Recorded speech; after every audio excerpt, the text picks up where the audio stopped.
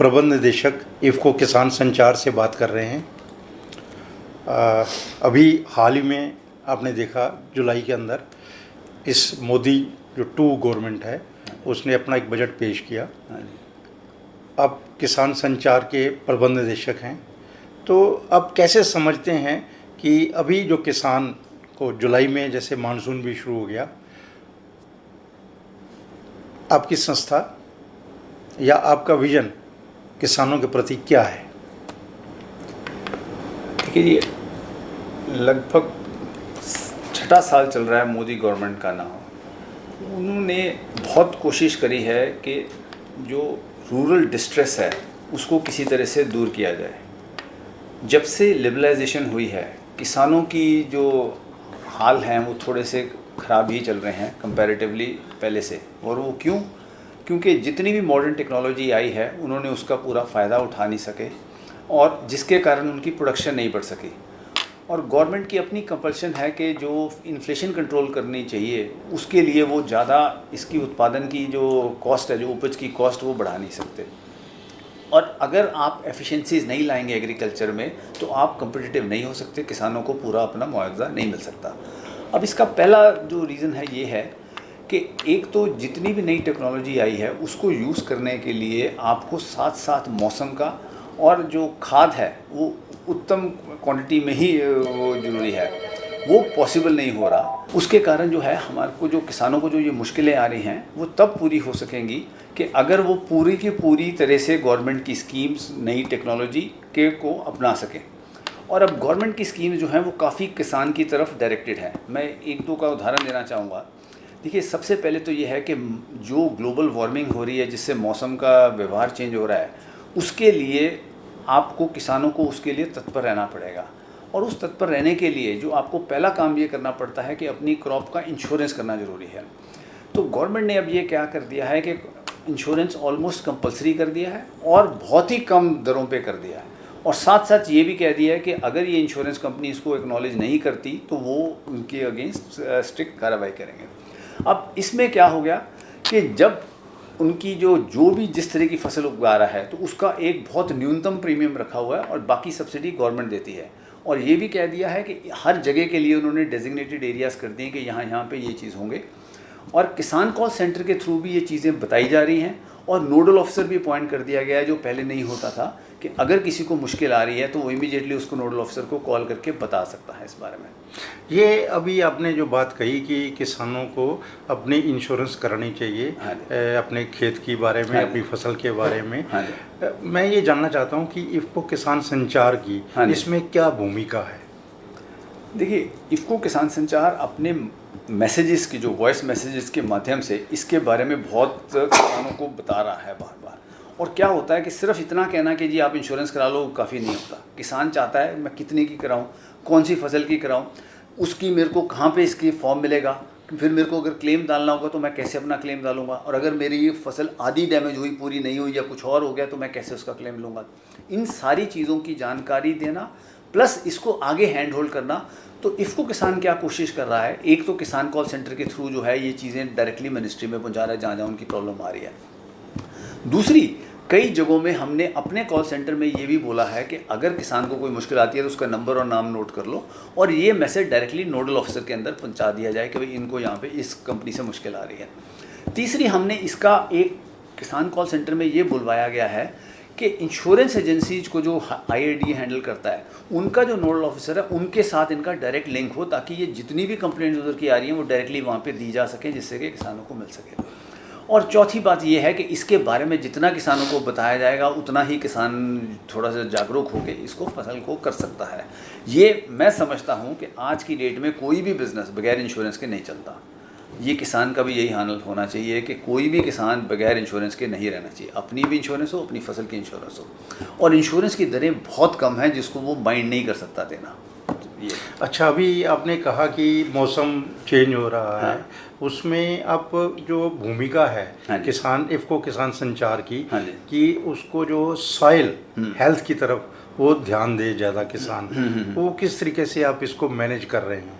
देखिए, soil health के अंदर तो हम ये बात बार बार बता रहे हैं कि अगर आपका पैकेज ऑफ प्रैक्टिसेस राइट होगा तभी आपकी फसल भी ठीक होगी, उत्तम क्वांटिटी में आएगी। अब एक बात बताइए, आपको सब हम ह्यूमन बीइंग को ये बताया जाता है कि आप संतुलित खाना खाइए। संतुलित का क्या मतलब होता है कि फैट भी इतना होना चाहिए, कार्बोहाइड्रेट्स भी होने चाहिए, प्रोटीन भी इतनी होनी चाहिए।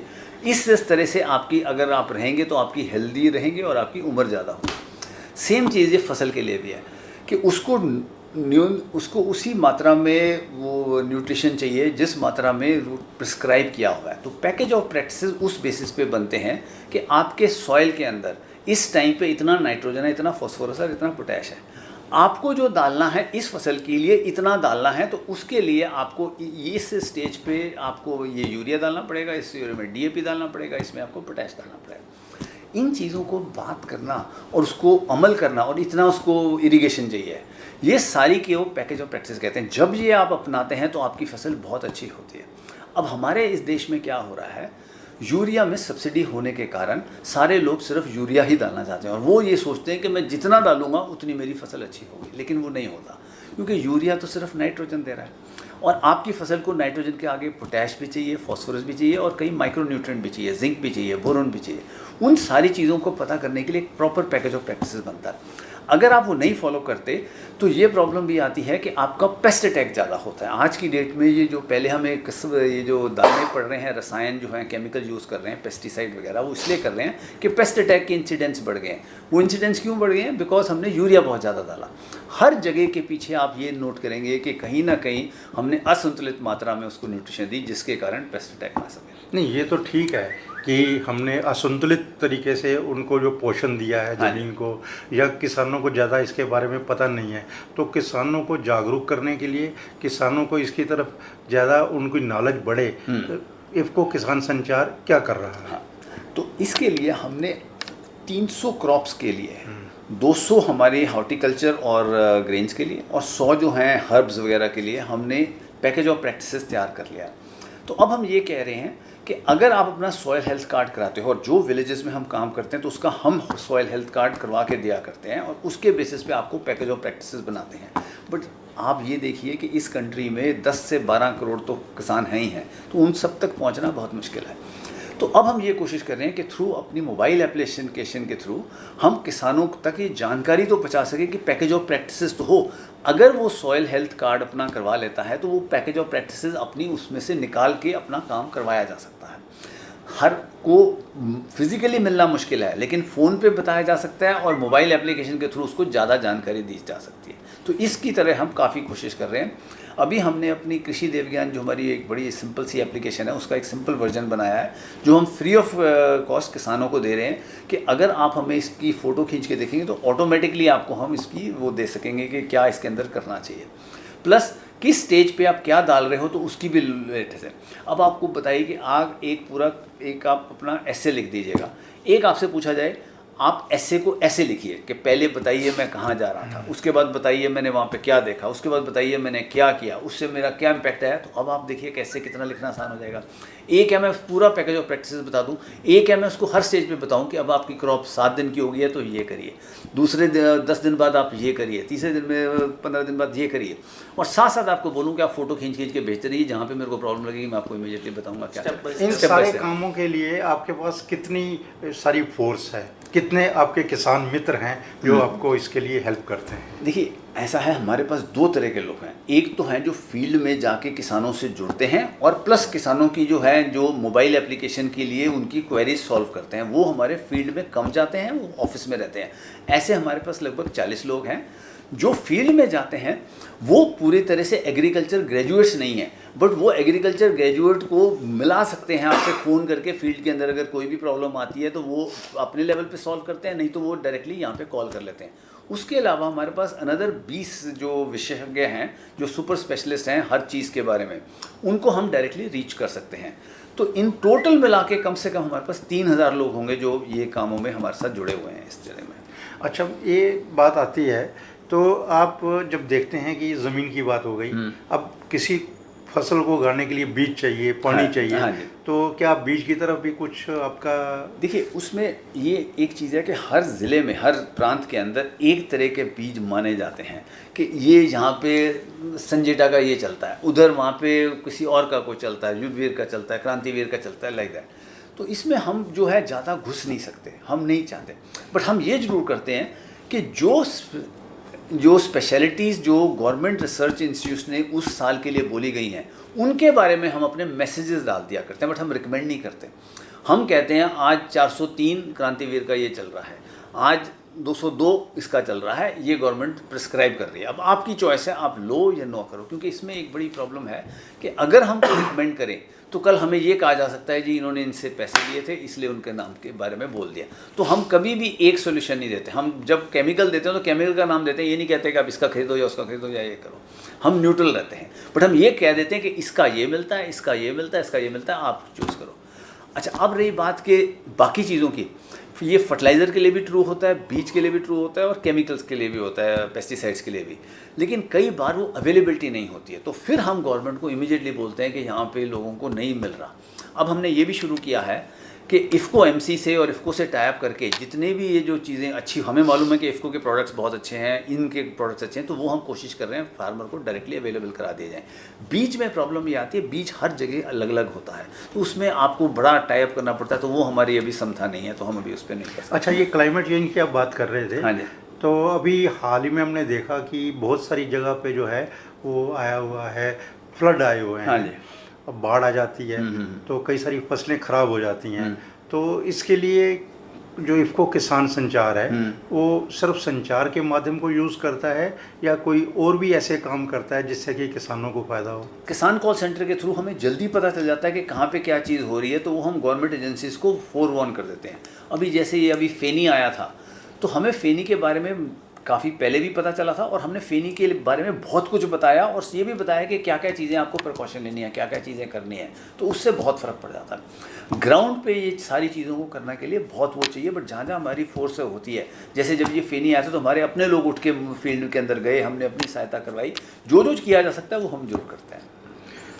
अब एक हम अंत में ये कहना चाहते हैं कि आप किसानों के लिए जो भविष्य है वो किस तरीके से देख रहे हैं? कुछ किसान कल्याण की बात करते हैं मोदी जी की सरकार, उसकी तरफ से क्या देख रहे हैं, या सचमुच किसान जो है अपना जागरूक हो गया है और उसका कल्याण अपने आप वो खुद करने में सक्षम हो गया है? देखिए जी, इसमें काफ़ी तरह के व्यूज़ हैं कि कुछ किसान तो अपने सक्षम हो चुके हैं, कुछ ऊपर उठ गए हैं, कुछ कर रहे हैं, लेकिन मेजॉरिटी ऑफ फार्मर अभी वहाँ तक नहीं पहुँचे हैं। 80% लगभग जो है ना वो अभी भी स्मॉल और उसमें रह रहे हैं। तो हमारा सबसे पहला काम तो ये है, और जो मोदी जी भी बहुत इसको फोकस कर रहे हैं, कि फार्मर प्रोड्यूसर ऑर्गेनाइजेशन और फार्मर प्रोड्यूसर कंपनी बना के उनको जोड़ा जाए इकट्ठे। उस जोड़े जाने से क्या होगा कि किसानों में क्षमता आएगी कि अपनी जॉइंट नेगोशिएशन कर सकें। जो पावर होती है ना, एक अकेला आदमी तो अकेला होता है, और अगर 10 मिल जाएँ, 50 मिल जाएँ, 100 मिल जाएँ, तो वो इकट्ठी बात कर सकते हैं। तो हम कोशिश कर रहे हैं कि इनके जो गुट बना के, अगर ये डायरेक्टली किसी से चीज़ से कुछ खरीदेंगे, अगर रसायन खरीदेंगे या फर्टिलाइज़र खरीदेंगे, तो दे कैन नेगोशिएट बेटर, एक चीज़। दूसरी चीज़, अगर सेम तरह की चीज़ लगाएंगे तो कोई बड़ा व्यापारी और हमारे जैसा ही आदमी उनको कहेगा कि आप बड़ी लगाओगे तो हम आपसे डायरेक्ट खरीद लेंगे। क्योंकि अगर कोई आदमी 100 किलो, 1 क्विंटल, 2 क्विंटल, 5 क्विंटल के लिए कोई ट्रक नहीं बेच के आपको ढूंढने आएगा। पर यही चीज़ अगर आपके पास 10 टन, 50 टन, 100 टन, 1000 टन हो जाए तो सारे के सारे आपके पास आ सकते हैं। दूसरी चीज़ जो हम ये कोशिश कर रहे हैं कि फार्मर को मंडी में ना आना पड़े। अगर किसान हमारे से जुड़ा हुआ है तो हमें वो फ़ोन पे ही बता दें कि मेरे पास क्या फसल है, उसका कैसे है, हम उसको डायरेक्टली ही पिकअप करा लें। देखिए, मंडी के अंदर और बड़े चैलेंजेस आ जाते हैं जो किसान भी रियलाइज़ करता है कि उसके पास कोई वो तरीका नहीं होता। अब कल उसने सोचा कि आज रेट बड़ा अच्छा चल रहा है तो मैं अपनी फसल काट लेता हूँ और मैं मंडी ले जाऊँगा। जब तक वो मंडी लेके जाता है रेट बिल्कुल डाउन हुआ पड़ा होता है। तो अब प्रॉब्लम ये है कि अगर वो काटे ना, जब फसल कट गई तो फंस गई। अगर कटी ना हो तो आप उसको 2, 3 दिन, 4 दिन, 5 दिन डिले कर सकते हैं। तो उसमें आपको अगर पहले कोई टाई अप हो जाए तो आपके लिए बहुत अच्छा है। लेकिन मंडी में कभी ये हो नहीं सकता। मंडी में कभी कोई आपको ज्ञान नहीं देगा कि 5 दिन बाद क्या रेट होगा, या आप फसल काट के कर ले आओ, मैं आपको ये रेट दे दूंगा, कोई नहीं देगा। हमारे साथ वो पॉसिबल है। तो हम ये कोशिश कर रहे हैं किसान उसकी तरफ जाएँ। तीसरी चीज़ हम ये कोशिश कर रहे हैं कि जो हमारी पैकेज ऑफ प्रैक्टिसेस हैं वो रसायन कम यूज़ करती है, फर्टिलाइज़र कम यूज़ करती है, केमिकल कम यूज़ करती है, उससे हमारी क्वालिटी ऑफ फसल बेटर होगी और इनपुट कॉस्ट कम होगी, तो फार्मर का प्रॉफिट ज़्यादा होगा। तो हमारी हर एडवाइस जो आज की डेट में प्रॉफिट से लिंक है कि फार्मर को फ़ायदा जैसा किस तरह हो। देखिए, बगैर बात पे यूरिया डालने के तो यूरिया की कॉस्ट भी आती है, प्लस ऊपर से जो रसायन डालने पड़ते हैं, जो आपको पेस्टिसाइड, वो भी डालने पड़ते हैं, इसमें वो भी नहीं होगा। तो ये एडवांटेज है। हम इसी आशा के साथ आगे बढ़ते हैं हाँ जी। कि किस तरीके से किसान जो है उसका कल्याण होगा, उसकी जो इनकम है वो डबल होगी हाँ जी। और उसको लाभ भी होगा। धन्यवाद। Thank you.